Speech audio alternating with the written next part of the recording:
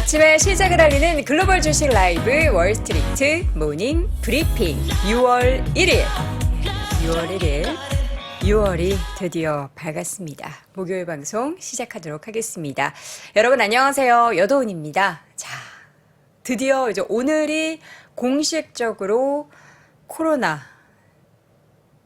팬데믹의 종료, 엔데믹 공식화가 됐습니다.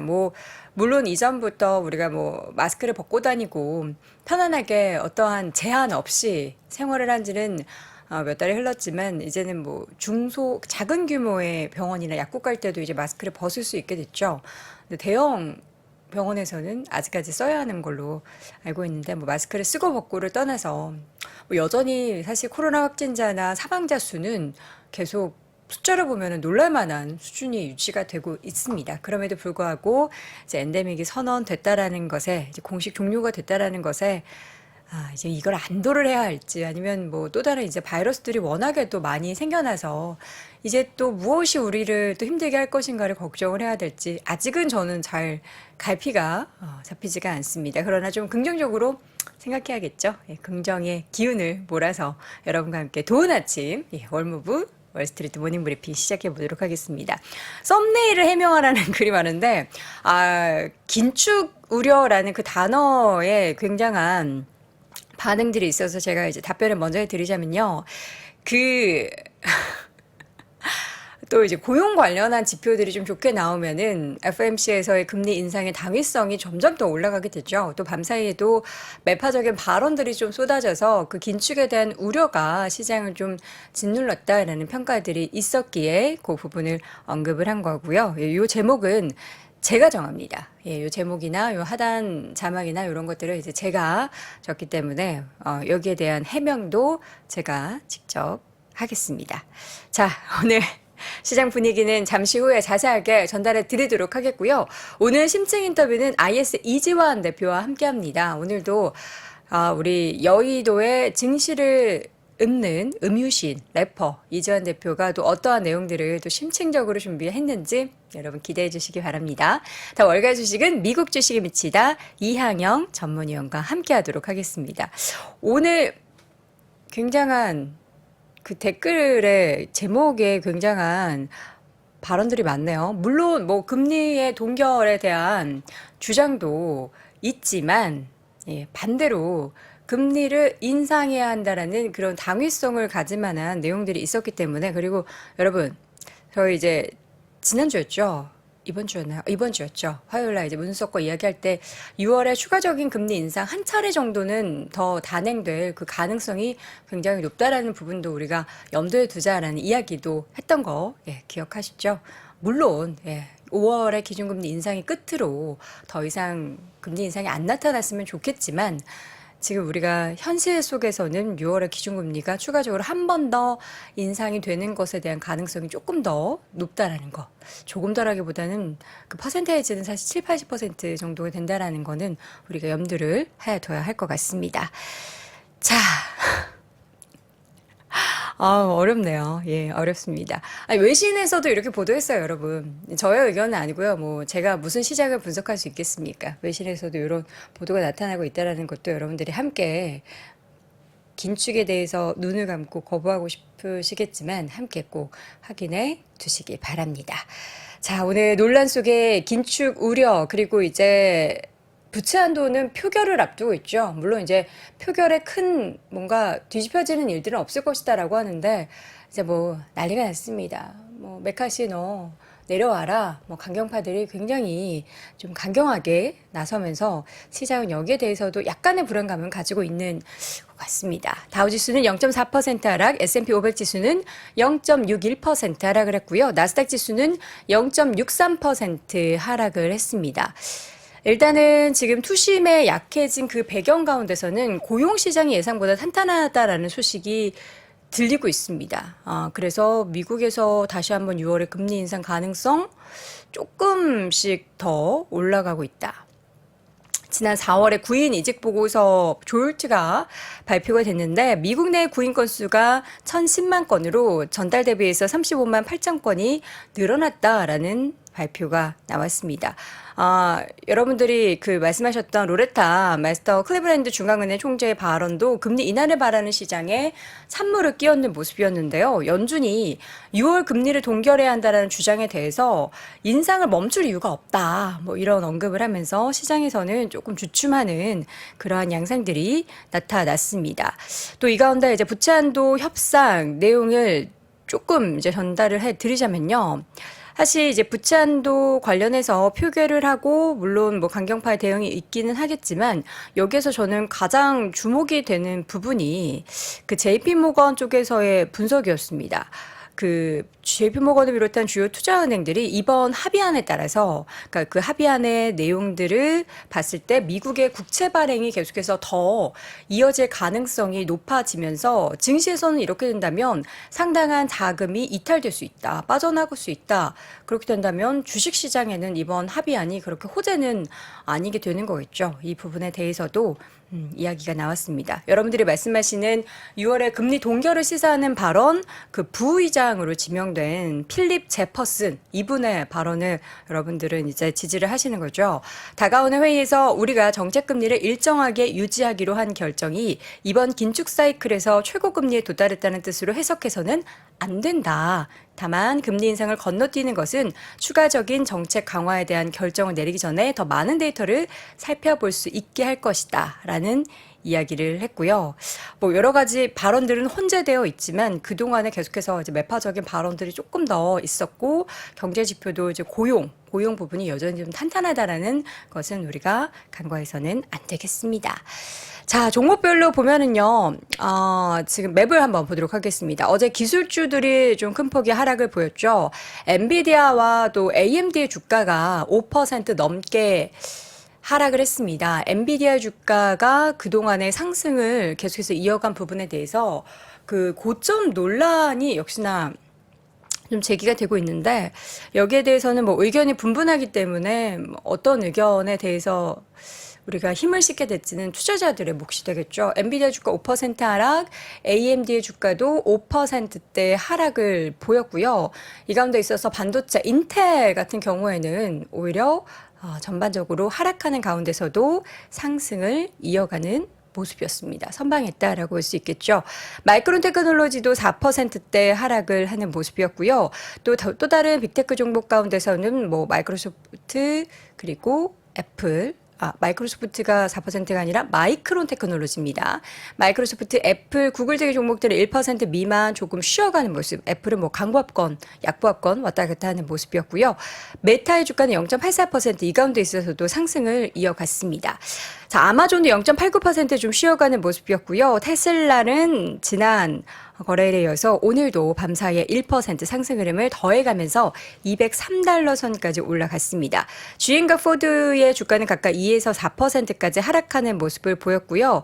이 가운데 그동안 좀 주춤했었던 필수 소비재 쪽에 조금이나마 반등이 나왔습니다. 월마트, 코스트코 0.5%, 0.69% 각각 올랐고요. 반면 타겟의 주가는 2%대 하락세, 그리고 이미 소비재 쪽에서는 뭐 홈디포, 로스 어저께 좀 2, 3%대 크게 하락했고 나이키 주가도 1%대 하락을 이어갔습니다.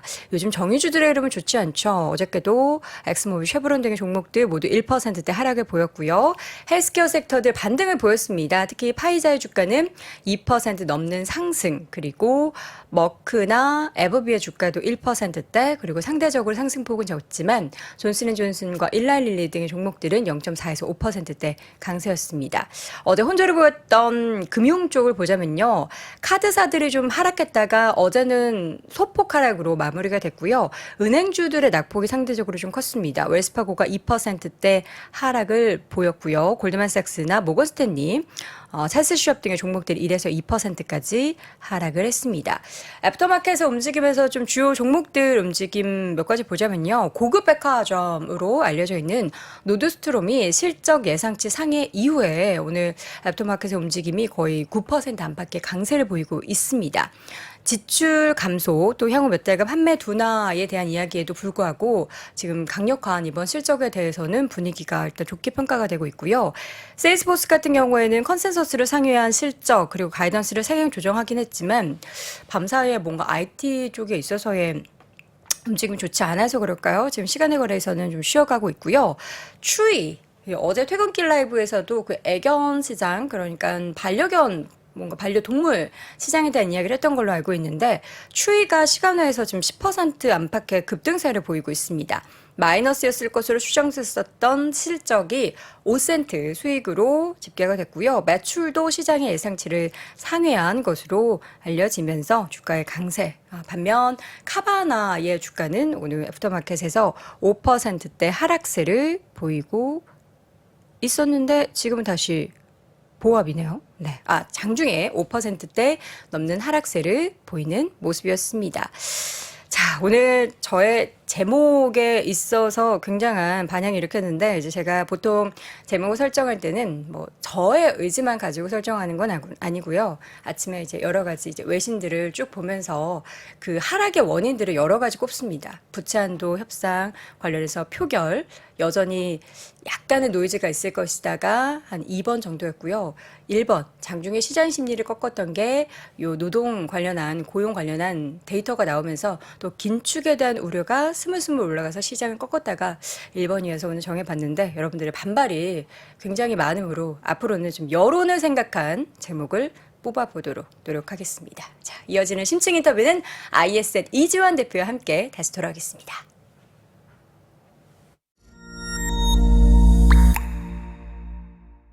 네, 월스트리트 모닝 브리핑 함께하고 있습니다. 자, 오늘 이어지는 심층 인터뷰. 제가 진짜 뭔가 이 여러분들의 생각과 좀 반대되는 그런 뭔가 좋아하지 않는 그런 단어를 쓰는 것에 대해서 굉장히 주의를 해야겠다라는 생각을 다시 한번 합니다. 오늘 아침에 긴축이라는 단어를 보시고 뭔 소리냐, 페드워치에서는 이거 시그널 다르게 나오는데 너 제대로 본 거 맞냐 하시는데 제가 심심한 사과의 말씀을 일단 드리겠습니다. 아침부터 기분 나쁠 수 있죠. 근데 저도 기사를 보고 쓰는 거라서 여러분들이 좀 너른 양해를 해주시면 감사드리겠고요. IS 이주환 대표와 함께 좀 더 자세한 이야기 나눠보겠습니다. 대표님 어서 오세요. 안녕하세요. 네, 반갑습니다.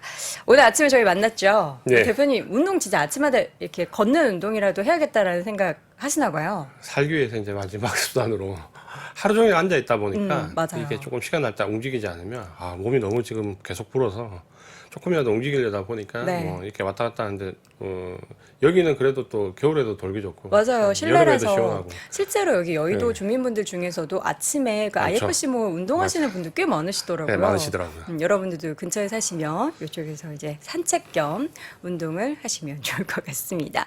자, 오늘 심층 인터뷰 어떤 이야기부터 해볼까 했더니 이제 실적 관련한 이야기를 또 안 할 수가 없잖아요. 네, 실적 부분을 이제 말씀을 좀 드리려고 하는데 지금 아침에 그 뭐 긴축 때문에 조금 말씀 많으셨던 것 같은데 맞습니다. 그럴 수밖에 없는 게 지금 시장이 굉장히 이제 혼란스러운 상태잖아요. 왜냐하면 시장을 움직이는 모멘텀이 어떻게 보면 지난 한 2년간에는 금리 인상, 긴축 이게 확실하게 박혀 있다가 지금 이제 금리 인상이 어느 정도 마무리되는 시점에서 다음 금리 인하까지는 항상 그 시장의 요 한 10개월에서 7, 8개월 정도는 항상 혼란스러웠습니다. 네. 그리고 모멘텀도 부재하고 그러다 보니까 이런 모멘텀 저런 모멘텀이 계속 교차하면서 시장을 확실하게 이끌고 가는 그 모멘텀이 없기 때문에 이거는 앞으로도 계속 그럴 것 같고요. 여기에 너무 민감하게 반응하실 필요는 없을 것 같습니다.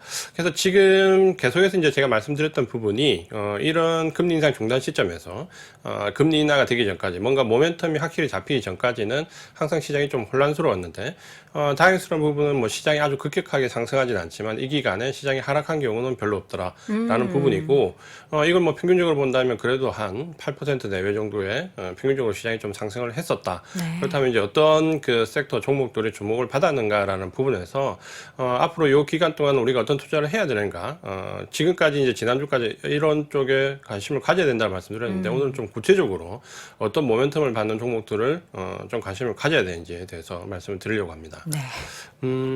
지금 현재 이제 엔비디아가 1차적으로 한번 급등을 했고 이제 조정을 좀 봤는데 왜 엔비디아가 올랐냐라는 부분을 우리가 그 AI라는 모멘텀보다 일단 구조적인 부분에서 먼저 좀 찾아볼 필요가 있는데 먼저 이제 시장이 제가 그 이 기간 동안 올랐던 5차례 정도를 보면 결국 이제 구조적으로 성장하는 섹터 종목에 좀 주목을 한다라고 말씀드렸고, 이 구조적으로 성장한다는 것은 어떻게 보면 경기에 관련되어 있는 영향보다도 섹터 자체의 레벨업에 주목을 한다는 건데, 그럼 그거를 조금 더 이제 손쉽게 파악하는 방법이 뭐냐라고 봤을 때, 최근에 이제 나온 레포트 중에서 하나투자증권에서 EPS에 주목하자라는 표현을 썼는데, 네. 이게 제가 볼 때 가장 적절한 표현일 것 같습니다. EPS에 주목하자. 네, 이번에 이제 엔비디아가 뛴 것도 결국 EPS 가이던스가 상향되면서 급등이 나왔는데, 네. 최근에 이제 상반기에 주가가 우리가 작년 12월 달에 그 연말 랠리가 없으면서 상반기 1분기가 어려울 거라고 생각했는데 주가는 어느 정도 버텼고,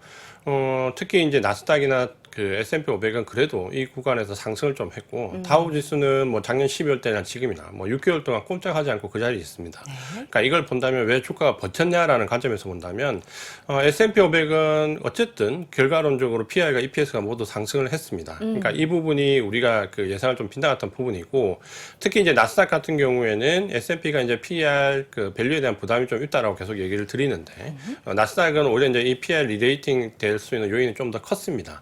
그러니까 이것 때문에 나스닥이 좀 더 상승했다라고 보는 거고, 반면에 이제 다우가 왜 지지부진했냐라고 본다면, 다우는 유일하게 S&P나 나스닥과 달리 PR이 하락했습니다. 그러니까 이 부분이 우리가 단순하게 놓고 본다면은 이러한 과정에서 주가 등락의 차이가 좀 있었다. 이렇게 좀 평가를 해볼 수 있고요. 네. 1분기 이제 실적 그 가이던스의 EPS 관점에서 조금 이거를 정리를 한번 해보면, 실적과 가이던스가 모두 다 상향이 되었습니다. 그러니까 1분기 실적 눈높이가 워낙 낮았기 때문에, 뭐 실적이 잘 나왔을 거다라는 부분은 뭐 가이던스 자체가 낮기 때문인데, 생각보다 또 2분기, 3분기에 대한 이 가이던스가 상향된 게 조금 인상적입니다. 네. 요거를 잠깐 그 그래프를 보면, 1분기 매출 상회 비율은 75% 정도로, 뭐 이거는 어느 정도 가이던스 그 워낙 예상치가 낮기 때문에 나올 수 있던 부분이었고요. EPS 상회 비율도 79%, 요게 이제 조금 높게 나왔습니다. 특히 이제 조금 인상적이었던 부분은, 긍정적인 가이던스 비율이 58% 정도 나왔거든요. 그러니까 우리가 예상했을 때 매출액이나 EPS가 당장은 워낙 눈높이가 낮아서 예상보다 좀 높을 수 있다고 생각을 했는데, 가이던스도 58% 정도 긍정적으로 나왔다는 것은 생각보다 경기 침체나 우리가 예상했던 최악의 상황이 실제로는 그렇게 발생되고 있지 않다. 아직까지는 라는 표현을 좀 쓰지만 어쨌든 결과는 이렇게 나왔다라고 보면 주가가 버텼던 이유를 어느 정도 설명을 할 수 있습니다. 네. 실적이 뭐 전부죠, 뭐. 그렇죠. 사실 뭐 매크로가 뭐 왔다 갔다 뭐 맞아요. 난리굿을 치고 금리 인상 한 해만에 해도 실적이 딱 담보되면 끝이죠, 그렇죠. 뭐. 맞아요. 혼자 그래서 가는 거잖아요. 그 지난 그 금리 인상 중단 시기를 보면 네. 특히 이때 여기에 집중을 했던 종목들이 상승을 했는데, 이유는 그 서두에 말씀드린 것처럼 이때는 매크로적으로 시장을 움직일 만한 확실한 모멘텀이 없습니다. 그러니까 뭐 금리가 인상되는 긴조 혹은 금리가 인하되기 전까지는 어떤 매크로적인 부분보다는 결국은 기업의 내재 가치 혹은 섹터의 내재 가치에 집중하는 부분이 지금은 좀 맞다라고 말씀드리고 싶었고, 네. 이거를 그 지난 과거 상황에서 좋았던 이 금리 인상 중단 시기의 기업들을 한마디로 표현하면 구조적으로 성장성이 확보된 기업, 이렇게 보통 이제 우리가 레퍼런스에 많이 언급이 되는데, 이거를 우리가 좀 알기 쉽게 조금 딱 눈에 띄게 본다면 그게 바로 EPS가 레벨업 되는 기업이다 네. 라고 보면 될 것 같고, 왜냐하면 지금 당장 1분기가 좀 버텼다 하더라도 그 경기의 침체 영향이 어느 정도 스며드는 시점에서 EPS 가이던스가 상향되는 기업을 찾기가 그렇게 쉽지는 않습니다. 네. 그럼 이런 상황에서 EPS가 레벨업 되는 기업들은 뭔가 구조적으로 성장할 수 있는 기업들이다. 이렇게 역으로 해석을 좀 해볼 수 있습니다. 그래서 금리 인상 중단 시기에는 구조적으로 성장하는 기업을 찾아야 되는데, 그 기업은 EPS가 가이던스 레벨업 되는 기업을 주목을 해보면 된다. 이렇게 일단 결론을 먼저 지으면 될 것 같고요. 이 부분을 우리가 지역별, 섹터별 그리고 종목별 조금 살펴볼 필요가 있습니다. 네. 그래서 지금 잠깐 이 그래프를 보면, 우리가 지금 시장이 아마 1분기가 지나면서 실적 발표가 나고, 시장의 이제 레포트에서 약간 바뀐 게 뭐냐면, 그 전까지, 우리가 1분기에 진입하던 시점에는, 중국과 아시아 쪽의 신흥국을 중심으로 올 1분기 상반기를 봐야 된다라는 의견이 상당히 많았습니다. 네. 근데 실제로 1분기 실적이 발표되고 중국은 이제 쏙 들어갔죠. 들어갔고 오히려 미국도 여기에 이제 포함돼서 신흥국과 미국과 아시아 쪽에 한국이나 대만을 봐야 된다는 부분인데 이걸 2023년, 2024년 EPS 성장률을 보면 마이너스에서 플러스로 전환되는 국가들이 가장 주목을 받습니다. 거기에 보면 이제 미국 같은 경우는 올해 EPS 성장률 마이너스에서 플러스로 내년 이제 전환이 되죠. 그러니까 요런 미국도 이제 포함이 좀 됐고 신흥국도 보면 마이너스에서 플러스로 전환되는 부분이 좀 꽤 크게 나오고 그다음 주목해야 될 부분이 한국입니다. 우리나라가 엄청 차이가 많이 나요. 네, 한국은 워낙 올해 이제 안 좋다, 수출 지향 구도에서 안 좋다라는 부분이 나왔는데 이게 내년 되면 EPS 성장률이 커질 것이다. 그래서 글로벌 자금의 이동을 보면 신흥국과 그 최근에 이제 미국을 포함해서 보라는 얘기는 EPS 성장률과도 거의 일치한다. 이렇게 보면 올해는 역시 이제 우리나라 증시도 주목을 해야 되고 외국인들이 최근에 작년 9월 30일 우리나라가 이제 저점을 잡았던 시기부터 지금까지 보면 코스피 시장에서 한 18조 원 이상 매수를 했거든요. 네. 그러니까 이 금액은 아마 최근에 중에서는 가장 많은 금액일 것 같습니다. 그러니까 이런 부분에 배경이 외국인들이 우리나라 증시를 매수하는 좀 배경이 되고 있다. 그래서 지역별로 본다면 EPS가 성장하는 쪽은 신흥국과 한국을 포함한 그다음 미국 이런 정도의 주목을 좀 해봐야 된다. 이렇게 좀 보시면 될 것 같고요. 네, 우리 대표님 숨 좀 쉬시고요. 네. 예, 보면은 사실 금리 인상기에는 우리가 작년 내내 이야기했었던 기술주 이런 그러니까 돈을 많이 사용할 수밖에 없는 기업들의 굉장한 부담이 있을 것이다라고 했는데 실제로 보면은 우리 빅테크 종목들은 사실 돈이 많음에도 불구하고 함께 주가의 하락세가 보였습니다. 그러나 올해부터는 굉장히 다른 모습을 보였던 건 물론 금리 인상이 상반기에도 지속은 됐지만 계속해서 이 부분에 대해서 뭔가 선반영이 되고 있는 그런 부분들 그리고 실제로 실적도 굉장히 튼튼하게 잘 나왔고요. 물론 뭐 러셀 2000 종목이나 나스닥 그 상위 종목 외의 기업들은 그 테크 관련된 기업들이 정말 종목이 좋지 않았거든요. 수익률이. 근데 이제는 금리 인상이 거의 종료 시점에 다가오면서 앞으로의 전체적인 시장을 바라보는 뷰 자체가 완전 뒤집어질 것 같은데요. 어떨까요? 네, 저도 이제 비슷하게 생각을 하고 있고 우리가 이제 계속 그런 방향으로 말씀을 드렸고 그래서 올 1월 달부터 이제 강조드렸던 부분이 그 나스닥과 기술주를 주목을 해야 된다라는 네. 부분을 계속 이제 말씀드린 이유도 거기에 있는데 요거를 이제 지역별로 봤으면 말씀드린 대로 이제 조금 좁혀서 가치주냐 성장주 그다음에 섹터별로 좀 축약해서 보면 먼저 성장주냐 가치주냐의 그 투자의 밸류를 어디에 둘 것이냐라고 좀 본다면 요 그래프가 가장 잘 설명을 좀 해줍니다. 네. 그래서 요 그래프를 보면 ACWI 성장, ACWI는 그 MSCI에서 선진국과 신흥국 포함해서 그냥 다 포함을 해서 업종 대표 중대형주들을 분류를 하고 뭐 러셀은 우리가 알고 있는 것처럼 중소형주에 네. 특히 소형주 위주의 대응인데 그러면 중대형주의 성장과 가치주, 소형주의 성장과 가치주를 놓고 봤을 때 EPS 성장률이 어디가 클까라는 추이를 보면 먼저 그 중대형주의 성장률을 보면 이 빨간 선인데 보시면은 2022년 2023년 1분기를 기점으로 해서 계속해서 EPS 성장률이 나오는 게 보입니다. 그러니까 중대형주에서 EPS 성장률, 특히 성장주 쪽으로는 적어도 내년 2분기 정도까지는 계속해서 EPS가 성장할 수 있다라는 관점을 좀 보셔도 될 것 같고요. ACWI 가치주를 본다면은 지금 당장은 비슷한 곳에 출발했지만 지금 보시는 것처럼 가치주는 생각보다는 좋지가 않습니다. 오늘 3분기까지 좀 떨어졌다가 반등이 나오는데 반등의 정도도 성장주보다는 상당한 괴리감이 좀 있습니다.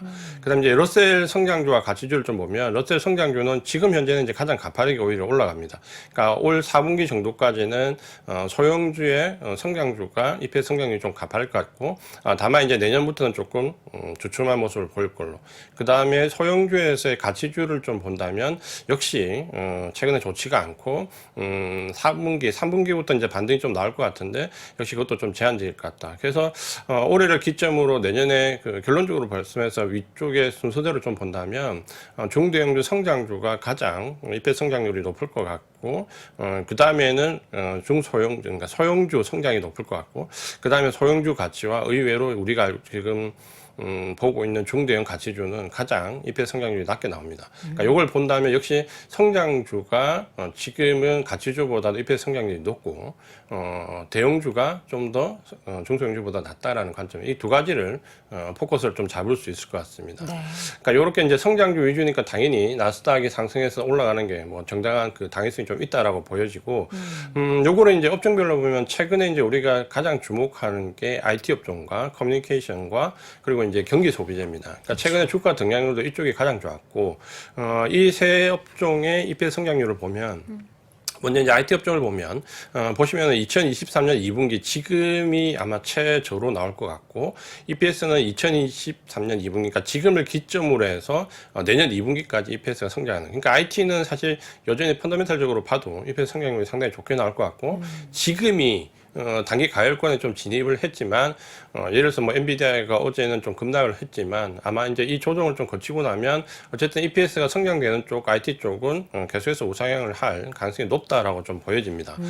커뮤니케이션 업종도 역시 나쁘지 않게 지금 계속해서 2023년 4분기까지는 EPS 성장률이 좀 이어질 것 같고, 경기 소비재도 지금 뭐 등락률이 크진 않지만 이번 4분기까지는 EPS 성장이 좀 이어질 것 같습니다. 그러니까 최근에 이제 이 경향을 보면 나스닥 반도체 관련된 종목들이 급등을 했지만 거기에 따라서 경기 소비재도 상승하는 모습을 좀 보였고, 뭐 커뮤니케이션은 같이 상승하는 모습을 보였습니다. 그러니까 이 세 개 업종이 EPS 성장률에서는 가장 주목을 좀 받고 있다. 이렇게 좀 보시면 될 것 같고요. 요거를 지금 이제 이렇게 그 업종까지 봐서 우리가 왜 그 반도체가 많이 올랐냐 그 관점을 AI라는 관점으로 볼 수도 있지만, 이 EPS가 구조적으로 성장한다라는 관점에서 보면 지금 가장 타당성이 있습니다. 그래서 뭐 최근에 주가는 뭐 지난주까지도 보시면 거의 반도체만 상승했다라고 볼 정도로 지난 한 2주간은 반도체가 시장 자체를 이끌었고, 문제는 이제 다른 섹터들이 뭐 보조를 맞춰서 올라가는 게 아니라 내려가는 업종이 좀 더 많았죠. 그래서 이게 지금 현재는 부익부 빈익빈이 그 갈리는데, 이런 현상은 금리 인상 중단 시기부터 금리 인하되기 전까지 항상 나왔던 시기입니다. 그러니까 이때는 뭐 내가 좀 판단을 잘해야 될 게, 어떤 주가가 상승, 그 시장이 상승한다고 해서 좀 기다리면 순환매적 관점으로 돌아오지 않을까 하는데, 사실 여기서는 순환매가 나오지 않습니다. 잘. 그러니까 순환매라는 것은 경기가 확장되는 시기에 랠리가 나올 때 순환매가 나오고, 지금처럼 어느 정도 안도랠리의 성격이 짙은 곳에서는 올라가는 섹터가 계속 올라갑니다. 그러니까 순환매적인 접근을 할 것이냐, 아니면 주도 섹터가 쉬어갈 때를 노리냐라고 본다면, 오히려 주도 섹터가 가열권이면 좀 기다렸다가 그 종목이 조정받을 때 다시 재차 매수하는 게 과거에는 수익이 더 좋았다. 이렇게 좀 보시면 될 것 같습니다. 네, 최근 반도체주의 상승, 그리고 AI라는 그 새로운 산업 영역에 대한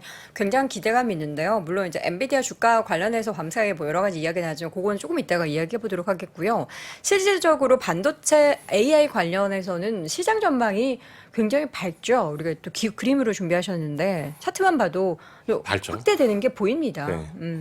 그래서 이게 우리가 그냥 단순하게 AI라는 어떤 테마나 미래의 얘기로 생각했다가, 이게 지금 엔비디아가 이제 불을 지폈던 이유는 엔비디아의 이제 EPS가 가이던스가 크게 상승되었기 때문이죠. 그래서 요거를 우리가 지금 이제 단편적으로 본다면, 최근에 주가 급등을 어떻게 볼 것이냐 본다면, 저는 이제 EPS가 상승하는 기업은 예를 들어서 엔비디아나 뭐 하이닉스나 삼성전자 이런 쪽은 뭐 다소 주가가 가열권에서 조정을 좀 받더라도 우상향의 그 혜택을 충분히 누릴 수 있다. 다만 EPS 상승 없이 그냥 AI 테마에 기대서 올라왔던 종목들은, 중소형주들은 급락할 가능성이 높죠. 그러니까 이걸 좀 구분지어서 생각해 볼 필요가 있고, 특히 AI의 그 같은 해 반도체 시장 전망을 보면 지금 뭐 가파르게 올라가는 건 누가 봐도 뭐 당연한 부분입니다. 그래서 지금 보시면은 뭐 660억 달러 정도까지 내년에 올라갈 정도로 생각되고 있고, 요게 뭐 2030년에는 뭐 980억 달러까지 굉장히 가파르게 늘 걸로 보이고, 요거를 이제 단적으로 시장이 이렇게 성장하고 있다. 이게 이제 구조적 성장의 가장 전제 조건이 되겠죠. 그러니까 여기에 부합했던 게 뭐 전기차나 2차 전지도 마찬가지고, 시세를 냈던 종목들은 지금 대부분 시장 자체가 경기와 무관하게 구조적으로 성장할 수 있는 여건이 좀 되고 있습니다. 요거를 우리가 이제 오른쪽 그래프를 잠깐 보면, 어느 정도 성장 속도가 빠르냐라고 보면, 우리가 알고 있는 대표적인 온라인 서비스가 100만 명의 사용자를 모으는데 걸린 시간을 좀 얘기 많이 보면, 하죠. 예, 넷플릭스가 뭐 1278일, 요거는 워낙 비교를 많이 해서 알고 계시지만, 챗GPT가 5일이었습니다. 그러니까 요게, 과거에 뭐 페이스북이라든지, 인스타그램이 거쳐왔던 과정을 본다면, 지금 챗GPT가 지금, 시장에서 받는 호응 정도는 훨씬 더 강력하다라는 부분이 근데 저는 궁금한 보입니다. 게 예. 구글을 검색할 때 사실 저희가 회원가입을 하지 않아도 구글은 검색을 할 수 있고 네이버도 그렇고요. 근데 챗GPT 같은 경우에는 어쨌든 가입을 해야만 검색을 할 수 있기 때문에 사람들이 궁금해서 일단 한 번씩 다 해보는 그런 관점으로 가입을 다 한 거잖아요. 그래서 저 데이터가 나온 거고요. 사실 그 외에 나머지는 어떻게 보면 약간 성향에 따라서 혹은 이제 유료냐 무료냐에 따라서도 이게 갈릴 거기 때문에 저 지표는 저는 사실 별로 신뢰도가 안 생기거든요. 근데 저는 오히려 이제 이게 조금 그 한 게 오히려 네. 무료이기 때문에 네. 그 우리가 처음에 인스타그램이나 페이스북, 트위터 쓸 때도 비슷했거든요. 근데 페이스북이나 인스타그램은 어떻게 보면은 소통을 평소에 내가 하고 싶거나 아니면 뭔가 들어가서 궁금하거나 하는 분들이 들어가서 올리고 보고 하는데 챗 GPT는 그냥 우리 항상 검색하는 뭐 구글, 네이버 이런 거 접속하는 거랑 똑같잖아요. 그래서 만약에 챗 GPT가 구글이나 네이버도 똑같이 그 검색을 할 때 무조건 가입을 해서 검색을 하면 저 데이터 비슷하게 나오지 않았을까? 좀 그런 좀 의구심도 들더라고요. 그럴 수도 있죠. 그럴 수도 있고 또 다만 이제 한 가지 조금 차이점이 뭐냐면 네. 페이스북이나 인스타그램이 업무와 연결되는 정도는 좀 떨어진다 보면 챗GPT는 아마 그 지금 현재 업무적으로 연결해서 초창기부터 쓰시는 섹터가 굉장히 업무. 확대됩니다. 예를 든다면 그 일반 직업군뿐만 아니라 예를 들어 네. 학생들도 상당한 그 접근성을 많이 가지고 있죠. 직장인들 엄청 쓴대요. 챗 GPT 하면 채팅창에 또 단적으로 뭐 저희 올려주시네요. 아들도 수업 문제 상당한 모르면. 레포트를 활용하기 위해서 그 이쪽에 저희 문외한인데도 불구하고 최근에 챗GPT를 엄청 쓰더라고요. 그러니까 이게 그 이제 쓰는 숙제 이유가 속도를 잘 그렇죠. 정리해줘 이런 거죠. 네, 그렇죠. 그 참고할 수 있는 레퍼런스가 그만큼 많다는 거고 네. 아마 이 레퍼런스 언급 때문에 어떤 직업적이나 잡적인 부분에서 상당한 위력을 좀 발휘할 거는 같습니다. 근데 이제 요게 성공하냐 여부는 제가 봤을 때 뭐 아직까지는 챗GPT를 신뢰할 수 있는 수준은 전혀 안 될 거야. 이게 우리가 뭐 잘 알고 있는 것처럼 정확한 답을 구성하기보다는 그럴듯한 그러니까 상황 시츄에이션을 아직까지는 제한하는 거기 때문에 시간은 많이 걸릴 걸로 좀 보입니다. 그 기존의 데이터가 굉장히 많았던 근데 너무 방대해서 이게 정리하기 어려웠던 그런 쪽에 있어서는 굉장히 깔끔하게 그렇죠. 정리를 잘해줘요. 그러니까 우리가 뭐 요리 레시피라든지 여행 관련해서 뭐 추천을 받는다든지 그런 거 정리 잘해주는데 만약에 뭐 유명하지 않은 뭐 여동 같은 인물을 물어보면 아주 장문을 화려하게 하더라고요. 막 서울대 나왔다 그러고 막 거짓말을 막 그게 이제 일삼더라고요. 정황을 그럴듯하게 일단 설정하는 부분이 가장 큰 부분이 있고 네네. 아마 이제 그 부분 특히 이제 반복된 질문을 하면 안 됩니다. 그러니까 우리가 5번 질문하면 네. 오류가 생기기 때문에 바디에도 이제 적어놨죠. 5회 이상 질문하지 말라고 돼 있는데 그래요? 그걸 보면서 이제 드는 생각이 우리가 어릴 때 그 선생님이 혼낼 때 정말 네가 했어라고 처음에 할 때 대답하지 않다가 한 네. 5번 정도 윽박 지르면 네. 대답을 하잖아요. 그러니까 얘도 재밌습니다. 윽박 지르면 결국 이제 거짓말을 하게 된다는 이제 일단 그런 농담도 있더라고요. 네. 자, 어쨌든 이제 AI, 챗GPT 뭐 관련한 시장은 워낙에 관심이 굉장히 뜨겁다라는 것은 우리가 뭐 데이터를 보지 않고서도 이제 체감할 수 있는 현실인 것 같습니다. 그렇다면 이제 AI 관련해서 수혜를 받을 수 있는 그 분야를 좀 봐야 될 것 같은데 소프트웨어와 또 하드웨어를 나눠서 예상 수익을 봤을 때는 비슷한 차트 지금 이거 똑같은 거 아니죠? 네, 비슷한데 이제 사실 우리가 최근에 이제 그 하드웨어 쪽에서 반도체 주목을 했지만 네. 사실 수혜를 받는 시장은 소프트웨어가 훨씬 더 큽니다. 금액적으로 본다면 뭐 옆에 이제 단위가 나와 있는데 보면 200억 달러고 400억 달러, 지금 보면 2023년도에 한 600억 달러 정도, 그리고 뭐 내년에 800억, 그 다음에 이제 1000억 달러 정도 가는데 이게 소프트웨어에서 예상되는 수익 그래프를 잠깐 보시면 네. 우리가 파이가 소프트웨어 쪽이 훨씬 크고요. 하드웨어 쪽은 사실 여기 한 절반 정도가 채 미치지 않습니다. 뭐 100억 달러, 지금 현재 나오는 게 한 150억 달러 정도, 내년에 한 200억 달러 정도 넘어갈 걸로 예상되고 있고, 그러니까 파이는 소프트웨어 쪽이 훨씬 크거든요. 근데 이제 그럼에도 불구하고 우리가 구글과 소프트웨어를 대표하는 구글 그리고 하드웨어를 대표하는 엔비디아를 놓고 봤을 때 엔비디아가 훨씬 더 주가 달성이 좋은 이유는 바로 여기에 있죠.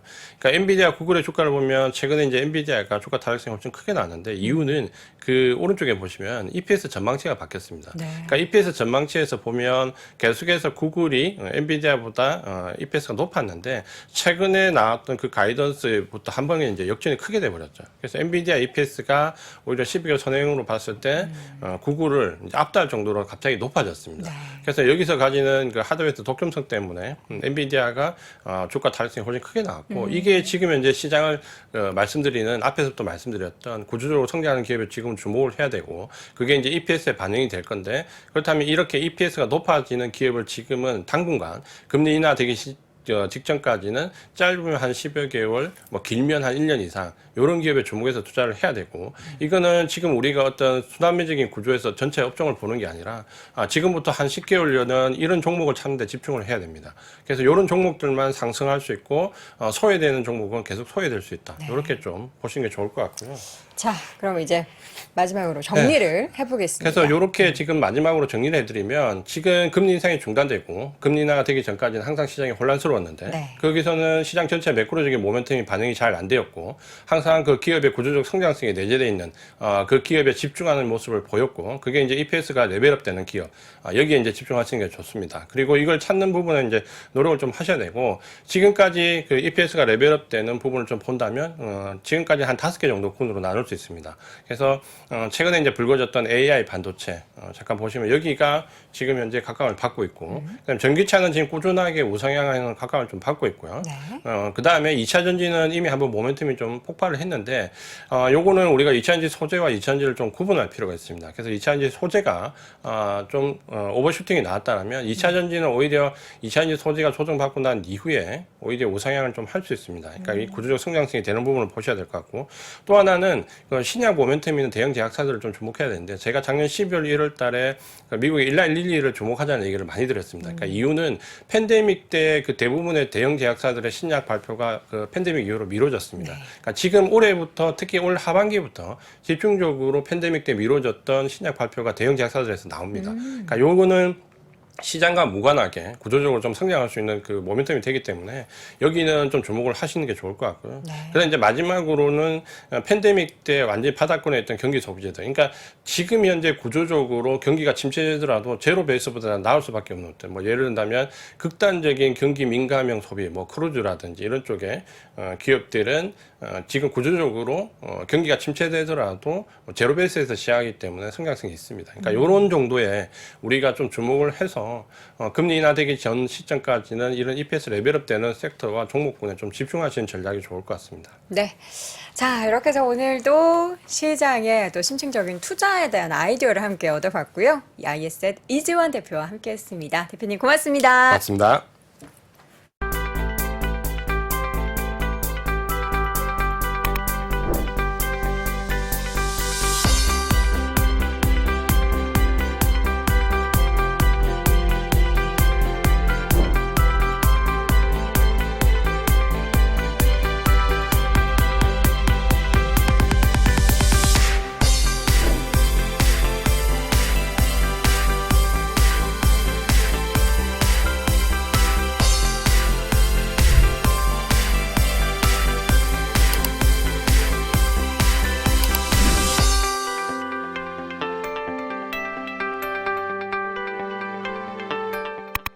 네, 월스트리트 모닝 브리핑 함께하고 있는 시각 7시 벌써 10분 다 돼갑니다. 빨리 만나보도록 하겠습니다. 월가의 소식 미국 주식에 미치다 이항영 전문위원 함께합니다. 위원님 어서 오세요. 네, 안녕하세요. 이항영입니다. 네, 까마귀 날자 배 떨어진다. 네.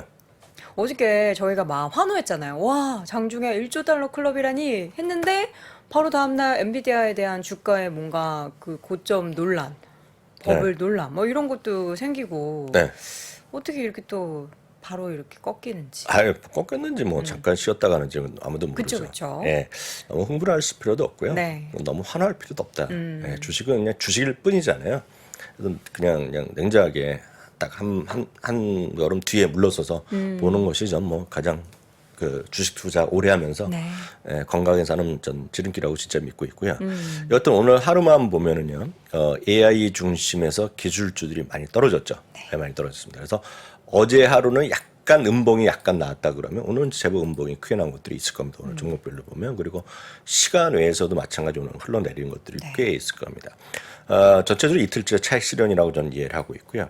또 하나 이제 금리에 대한 상승세. 오늘 약간 꺾긴 했지만 금리가 이제 반등하는 추세. 그리고 6월 달에 이제 또 다수의 의견은 완전히 바뀌는 것이 금리 한 번 더 올린다. 이거 아니고 이거잖아요. 그리고 연말까지 금리 3번에서 4번에서 올해 금리나 있어봤자 한 번 아니면 없을 가능성. 뭐 이런 얘기가 많은 거죠. 부채한도 협상은 이제 그 하원으로 갔다는 거니까 하원에서 이제 또 통과되는지 이제 보셔야 되겠지만 결정해야죠. 웬만하면 이제 통과되겠죠. 근데 거기서도 오늘 또 한 번 나오는 것이 지금 그 일단 하원에서 하는데 하원에서는 일단은 강경파? 예, 공화당이 이제 앞서고 있는데 공화당에서도 이제 막 만날 거 아닙니까? 그러니까 네. 야, 우리 통과시켜야 된다. 그리고 우리 백악관이나 합의했다 막 그러면 이제 의원들이 뭐 안 돼. 나는 싫어 하는 사람도 있을 거니까 이제 여기서 이제 우리나라는 약간 다른 상황이지만 민주당을 또 만납니다. 이 사람들이요. 네. 민주당 하면서 야 빨리 통과시키자 이런 얘기를 하는 사람도 있고 여러 가지가 많이 있어요. 근데 결국은 되지 않겠느냐는 일단은 막연한 기대감이 있고요. 여튼 3대 주스가 모두 하락했다라고 네. 보셔야 되겠습니다. 여튼 엔비디아 보면 엔비디아가 오늘 5.6%였는데 제가 말씀드린 게 요 부분입니다. 어저께 약간 음봉 뭐 십자선 같은 게 났고 오늘 제법 음봉이 크게 났다는 거죠. 하여튼 이 상태는 아직까지 갭이 그냥 나와 있는 거라고 일단 보셔야 되겠습니다. 이것이 계속 가격이 올라간 다음에 이렇게 내리면 일단은 짧은 조정이 됐건 가격 조정으로 끝날지 가격 조정으로 갈지 아니면 가격 조정의 대신에 기간 조정 갈지 모르겠지만 일단 올라갔다 쉬고 이런 것들은 반복적으로 있을 수밖에 없다는 얘기죠. 긍정적으로 보면 요 갭은 있죠. 요 갭. 여기 보시면 요 갭은 메꾸지 않고 그냥 계속 살아 있었잖아요. 네. 그러니까 이번은 어떻게 될지를 우리가 장담할 수 없겠고 이렇게 이게 어떻게 될 거라고 얘기하는 사람들은 막 세게 얘기하는 사람들은 전 뭐 거르고 봅니다. 그런 얘기는 의미가 없는 얘기라고 보고 있고요. 현재 월가의 투자 의견만 보면 이건 이제 공식적으로 오늘 현재입니다. 36명 중에 32명이 매수를 갖고 있고 4명이 보유. 그 매도는 한 명도 없습니다. 보유. 이거 틀렸는데 그 매도는 한 명도 없는데요. 그 매도가 없다는 것 자체가 그게 큰 게 별로 없습니다, 지금요. 그만큼 상당히 많은 사람들이 엔비디아에서 한 목소리를 내는 거라고 보고 있겠고요. 목표 주가는 $500 이상이 7명, $600가 한 명 있다고 보여드렸고요. 네. 요거는 이제 저희가 이제 간혹 보여드린 건데 팀랭크라는 사이트 많이들 아실 것 같습니다. 저희가 많이 소개해드렸는데요. 여기를 보면 이제 여기에 10점 만점에 10점을 받고 있는데 이건 이 숫자는 누가 하는 거냐면 여기가 10가지 항목을 얘네가 자기네 나름대로의 어떤 그 툴을 갖고 계산을 해요. 자기 나름. 공개한 적이 없습니다.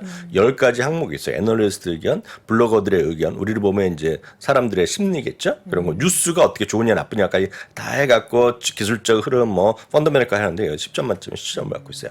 그러니까 좋은 거죠, 좋은 거. 네. 10점 만점에 10점을 여러분들 뒤집으면 별로 안 나옵니다. 네, 이 기준을 보면. 그래서 저희가 좋다는 거에 대해서는 인정을 다 하죠. 저도 인정하고 다 인정하는데 오늘 약간, 관심을 가질 만한 항목이 하나 나타나서 오늘 좀 말씀드리는데요. 저희가 밸류 투자, 가치 투자하면 누가 먼저 생각나세요? 워런 버핏. 네, 워런 버핏에도 생각나시고 수많은 밸류에서 평가하는 사람이 수많은 사람들이 있습니다. 전 세계에. 특히 그중에서 네노라는 펀드 운용자도 유명한 사람도 많이 있고 네. 그거 관련된 가치 투자에 관련된 우리나라에서 유명한 분이 있고요. 그것만 전문으로 하는 자산 운용사도 있고 가치 투자에 관련 책도 뭐 수도 없이 많잖아요. 하지만 제가 단연코 말씀할 수 있는 거는 전 세계에서 가장 유명한 학자가 하나 있어요. 다모다라는 교수. 에스로스 다모다라는 교수죠. 그분은 NIA 교수고요. 쉽게 해서 가치 투자의 아버지, 뭐 최고다 보게 얘기하고 있고 이분은 미리 말씀드리면 이분은 그냥 학교에서 공부만 가르치는 사람이 아니라 자기의 투자를 항상 얘기 나면 공개도 하고 투자의 자기 스타일도 얘기하는 겁니다. 그래서 이분 같은 분은 대표적으로 제가 두 가지 사례를 말씀드리면 2010년 초반 중반에 그 상장되고 이후에 테슬라를 많이 샀어요. 근데 그때 수많은 논란이 되고 그 테슬라 엄청 올라갔을 때 2011년에 그때 2021년 올랐을 때 팔았어요. 너무 지금 이 가격은 비싸다면서 팔았고 얘기하는 사람인데요. 또 작년 10월, 11월에 저는 여전히 그때도 부정적으로 보고 지금도 별로 좋아하진 않는 회사지만 그 당시에 $100까지 막 떨어졌던 주식이 있습니다. 모르는 분이 하나도 없고 메타. 네, 잠시 전에도 얘기했던 기업이 메타 플랫폼이었는데요. 그때 그분이 어떤 표현을 했냐. 저도 이제 소개를 해드렸던 기억입니다. 작년 10월, 11월을 기억을 하는데 네.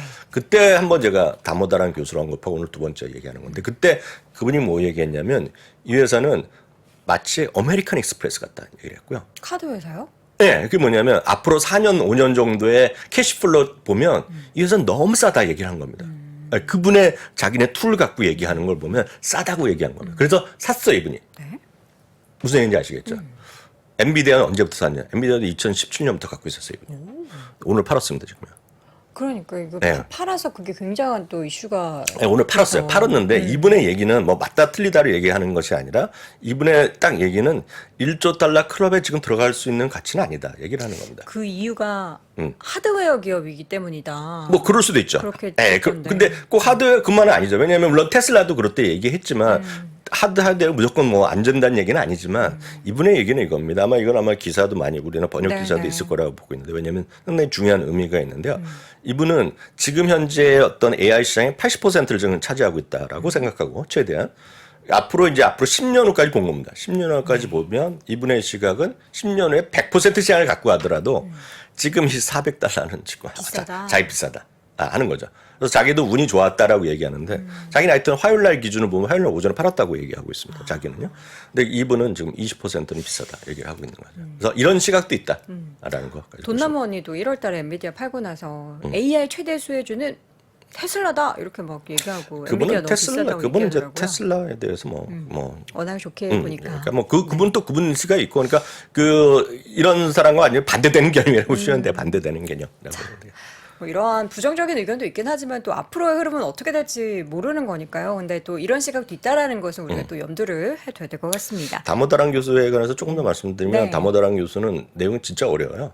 이분의 그분은 블로그가 있어요, 블로그. 근데 미국에서 진짜 뭐 진지하게 하는 사람은 블로그를 하는데 블로그도 보면 저도 블로그 예전에 좀 했지만 블로그는 그냥 설렁설렁 하는 건데 이분의 블로그는 학문입니다, 학문. 근데 이런 거 진짜 좋아하신 분은 이분의 블로그 찾으면 금방 나오거든요. 논문 수준으로 글이 써져 네, 있나요? 그 에소스 다모다라니가 아마 풀네임을 쓸 겁니다. 네. 그리고 이분이 유튜브도 있어요. 그래요? 근데 제가 솔직히 말씀드리면 한국말로 해도 제가 못 알아듣습니다. 너무나 학문적으로 얘기하기 때문에. 단어 자체가 어렵군요. 네, 저는 그런 쪽에 잘 관심 안 맞아요, 저랑. 네. 근데 그런 거 관심 있으면 분은 유튜브 구독하시고 에소스 다모다라는 요즘 번역도 잘 돼 있으니까 그리고 블로그는 진짜 한번 보실 필요가 있어요. 블로그는 저도 가끔 보지만 잘 못 알아듣습니다. 네. 자, 이어서는 뭐 또 다른 반도체 기업 중에서 AMD도 함께 좀 5% 하락했어요. 제가 그 말씀을 드리는 거예요. 그래서 오늘 다 떨어졌다. 그리고 이게 다 갭이 일정 수준 물론 훨씬 더 갭이 컸죠. 예, 엔비디아가 그래서 AMD 오늘 5.6% 떨어졌는데 이유가 뭐냐? 많이 올랐기 때문에 떨어졌다. 그냥 간단하게 이해하시면 되겠고요. TSMC 이런 것도 오늘 3.2% 떨어졌고 그밖에 다 떨어졌죠. 그러다 보니 오늘 같은 경우에 시간 내에서도 잠깐 마벨 테크놀로지 이런 것들도 보면 엄청 올라갔잖아요. 오늘 이틀 동안 좀 상당히 많이 떨어지고 있죠. 그래서 이것도 아주 갭이 많이 열려 있습니다. 여튼 마벨 테크놀로지도 7.6% 떨어졌고요. 오늘 시간 외에서 오늘 많은 분들이 관심 있는 것 중에서 보면 두 가지가 있죠. 세일즈포스닷컴인데요. 세일즈포스닷컴은 지금 4% 떨어지고 있을 겁니다. 세일즈포스는 실적을 좋게 나왔어요. 매출, 이익 다 좋게 나왔고 어닝 가이던스까지 올려놨는데 매출을 좀 올렸어야 되는데 역시 마크 베니오프의 그 성향대로 올리지 않았어요.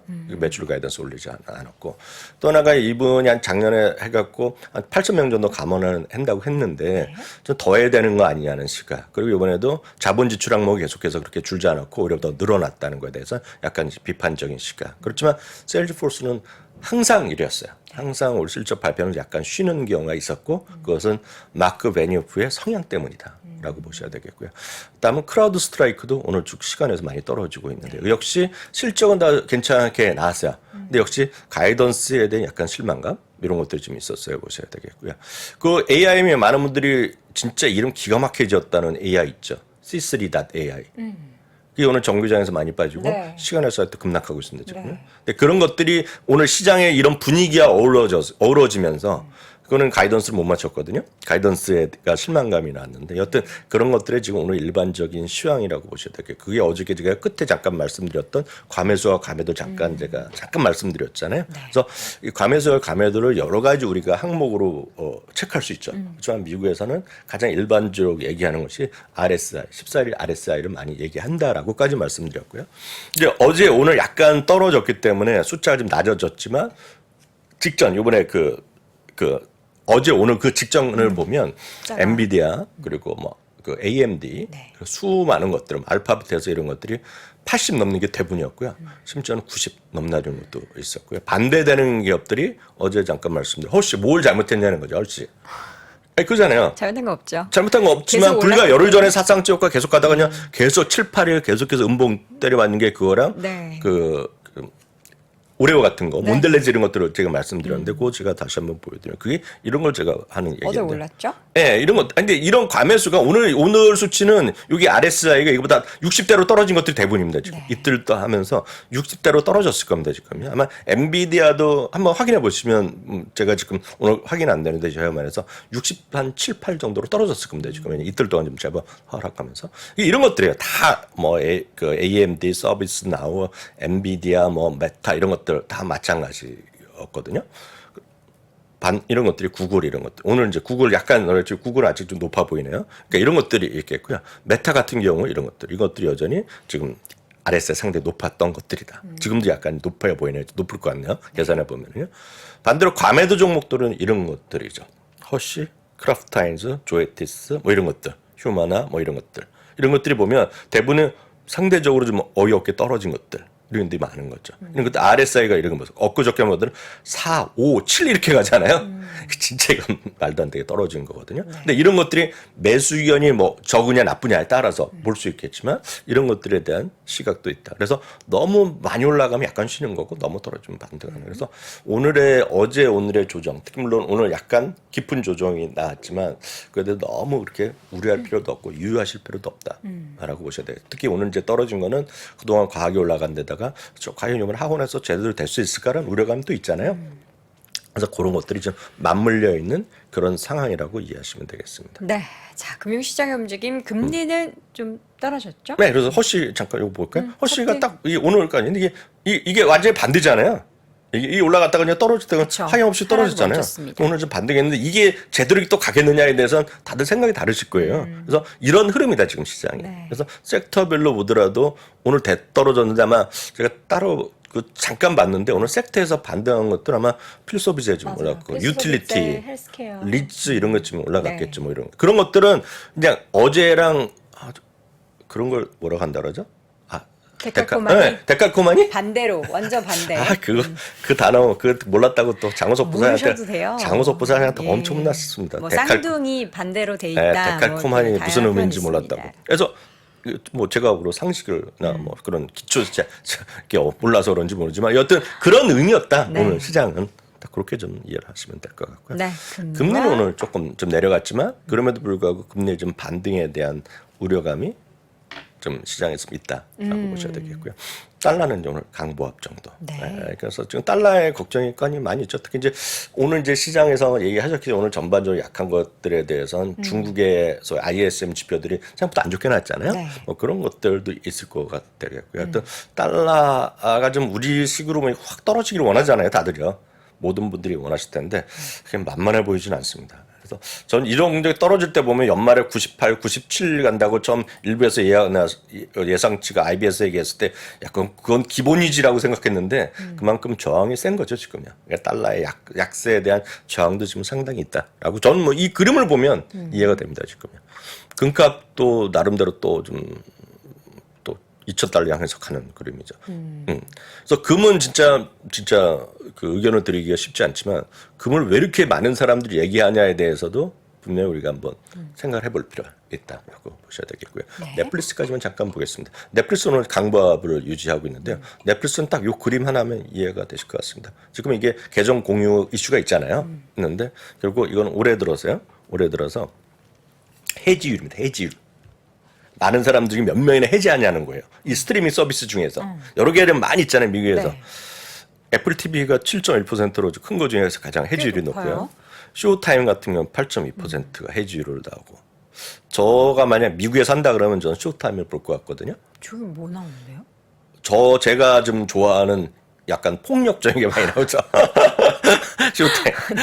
근데 한국에는 이게 없어갖고 한국의 쇼타임은 그 케이블 TV 하나가 유료 채널이 하나 있는 거로 제가 그래요? 그랬죠. 딱 쇼타임이라고 안 쓰지만 하여튼 네네. 쇼타임이 이게 이렇게 높게 나오고요. HBO Max 네. 이게 있는데 반면은 넷플릭스는 3.4로 여전히 가장 그러네요. 낮다. 그래서 그만큼 넷플릭스에 대한 선호도가 높다는 것들 걱정할 필요가 없다는 목소리가 꽤 있다는 것까지 말씀드리겠습니다. 알겠습니다. 자, 이렇게 해서 오늘도 월간 소식 확인해 뵀고요. 미국 주식에 미치다 이항영 전문위원 함께했습니다. 고맙습니다. 네, 감사합니다.